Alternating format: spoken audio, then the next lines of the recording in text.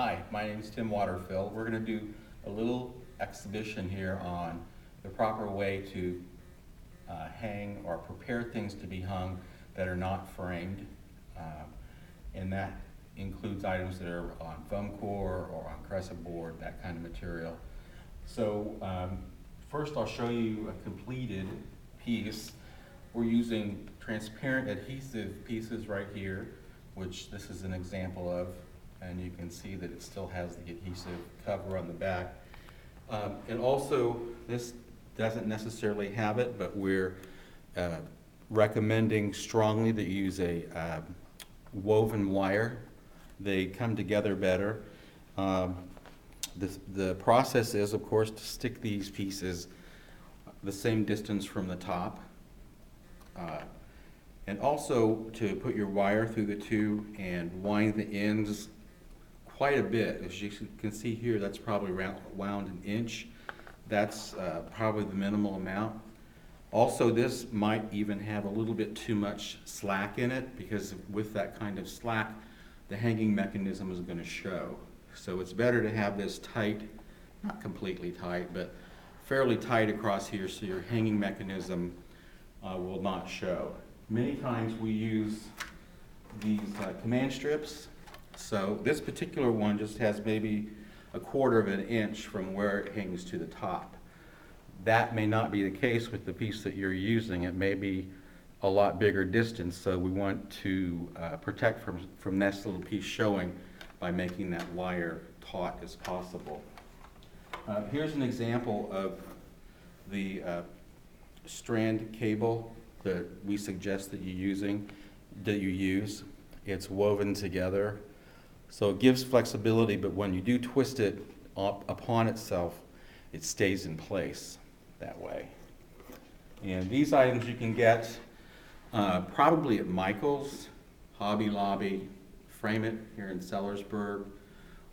There are probably other places like Preston Art Supply in Louisville that you can get both these hangers and the cable. Here's another example. This is on a piece that's shrink wrapped, and actually we want to show this for two reasons, both for the shrink wrapping and the hanging. But this is something that Frame It does. If you can maybe be able to tell that this has got a shrink wrap plastic cover on it. Maybe you can tell there where it's a little bit bubbled away. But it's great because it still gives you some protection of your piece. That would be hanging in a gallery or other places, and it's very affordable as opposed to doing a complete glass and frame situation. These are a little bit different type of hanging device. Works the same way, and again, as you can see, this is another braided wire, except this has a plastic coat on it, and this one's a little bit tighter, as you can see also. So that would work a little bit better as far as your hanging device showing.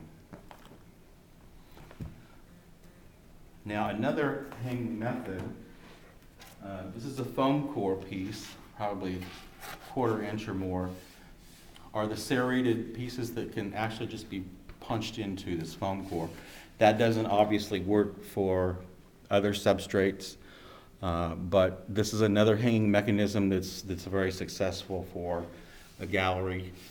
Again, the thing on here is dimensioning and location. This has to be right in the center of the piece, so our hanging mechanism can sit on there. You've got a little bit of leeway in the teeth, but not a whole lot of leeway. But that's another option, especially if you're using something like foam core. But the key is, for all of this, to consider where it's going to be hanging. Consider that it's going to be possibly roughed around a little bit, so it needs to be some type of hanging mechanism that's going to put up with any kind of heavy-duty abuse that it might receive. So we strongly recommend not using things like duct tape, regular tape.